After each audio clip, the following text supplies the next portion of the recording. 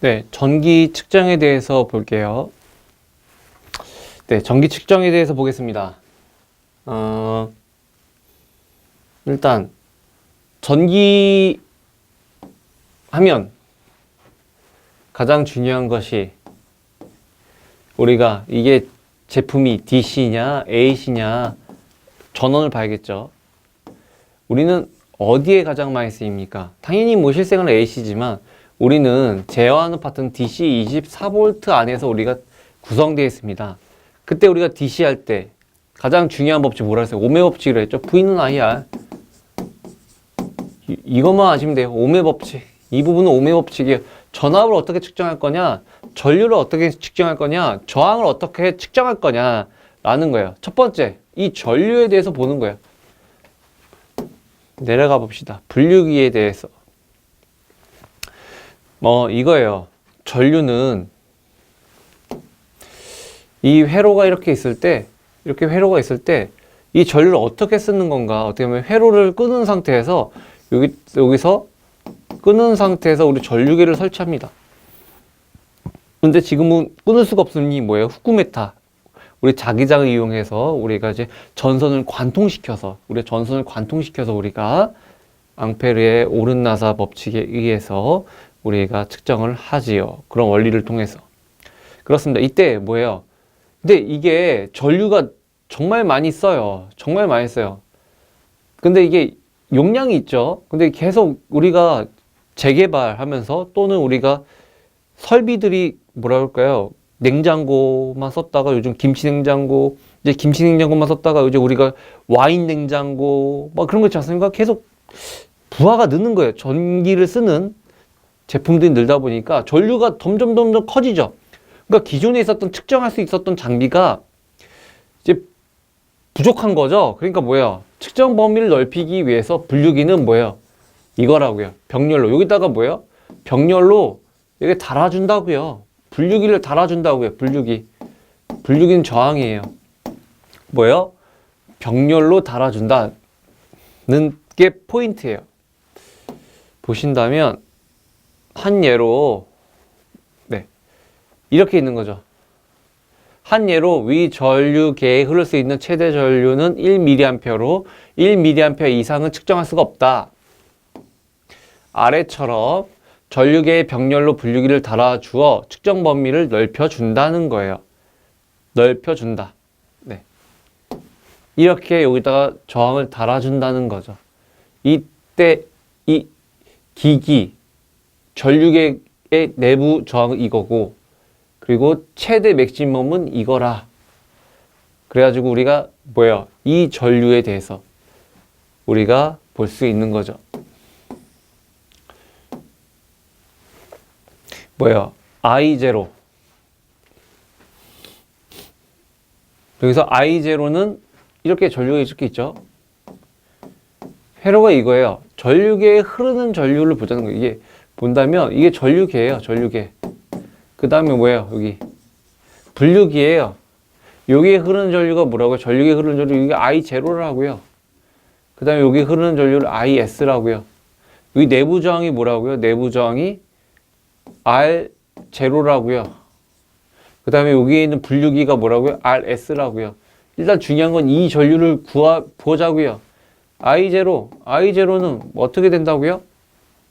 우리 분류 법칙에 의해서 이 저항이 R0 플러스 RS에서 지금 병렬이니까 여기 흐르는 전류니까 반대 꼴리죠.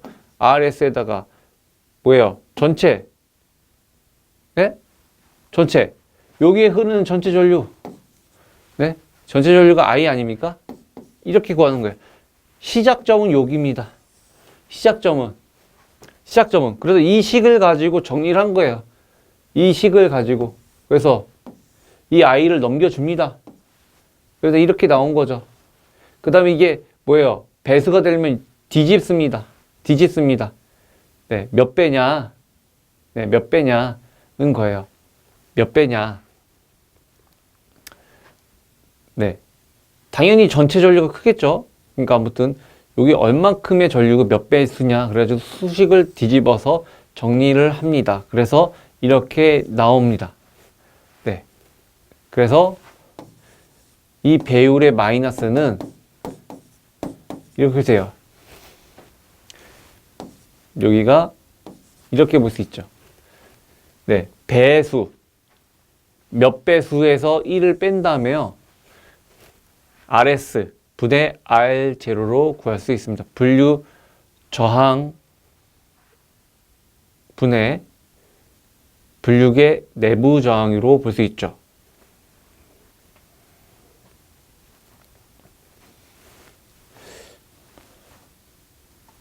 그래서 이 부분이 분모에 가 있다는 것을 여러분들 기억해 주시면 되겠어요. 분류기가. 예.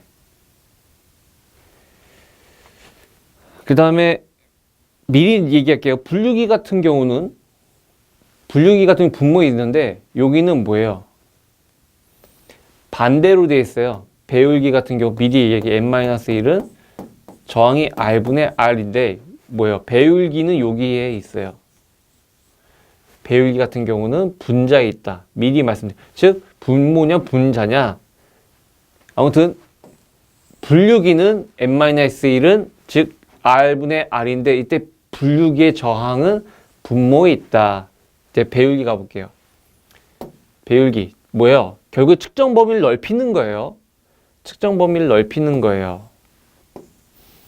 측정 범위를 넓히는 거라고요. 어떻게요? 이런 거예요. 전류는 회로를 끊어서 전류를 측정하는데 대신 전압은 측정할 때 뭐예요?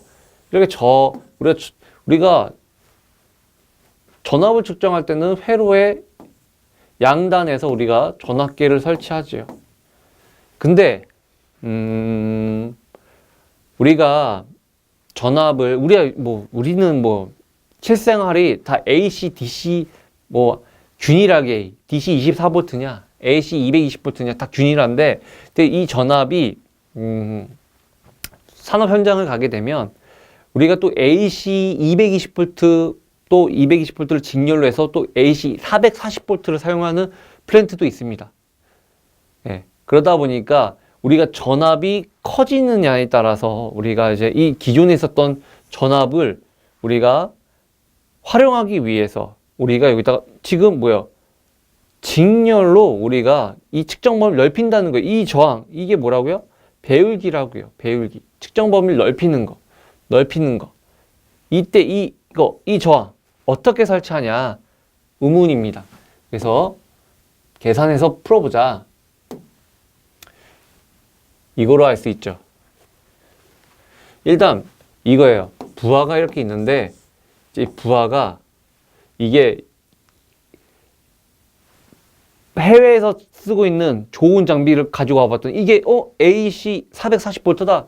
그럼 뭐겠어요? 하나 더 설치해줘. 근데 이제 이거 하나 바꿨다고 우리가 또 측정하는 것까지 바꾸기 좀 그렇지 않습니까? 그러니까 여기다가 경제성을 고려해서 여기다가 직렬로 배율기를 달았다는 뜻이에요. 이때 우리가 이 전압계에 가해지는 이 전압이 궁금한 거예요. 이 기존에 있었던 거. 그래서 어떻게 해요? 직렬로 달았으니까 전압이 붕괴되는데 이때 전압계에 가해지는 전압은 어떻게 되느냐? 여기 내부 저항이에요. 내부 저항이고 여기 분류기니까 네. 분류기가 아니라 배율기죠. 배율기. 여기 전압계에 측정되는 전압은 어떻게 됩니까? RM 플러스 R0의 뭐예요? 직렬이니까 여기에 걸리는 전압이 궁금하다고요. 여기 있는 전압이 궁금하다고요. 궁금하다. 그러니까 여기 R0가 올라와요. 그 다음에 곱하기 뭐예요? 전체 전압이죠. 여기 전체 전압. 여기 있는 전체 전압. 전체 전압이 얼마큼 붕괴됐느냐. 이게 시작점이에요. 이게 시작점. 시작점입니다.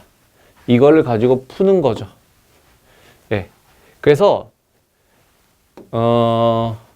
여기서 이제 여러분들이 헷갈리는 거 잡아드릴게요.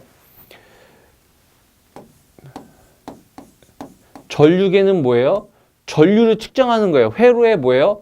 직렬로 설치해요. 그 다음에 전압계는 뭐예요? 전압을 측정하는 거예요. 회로에 어떻게 해요?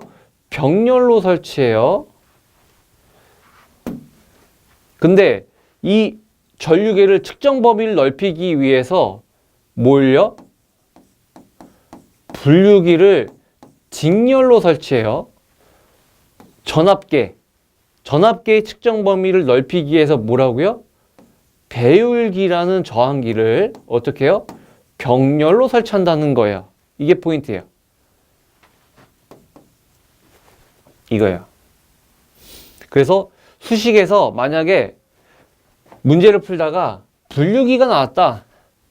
분류기는 거의 대부분의 답이 9분의 1이에요.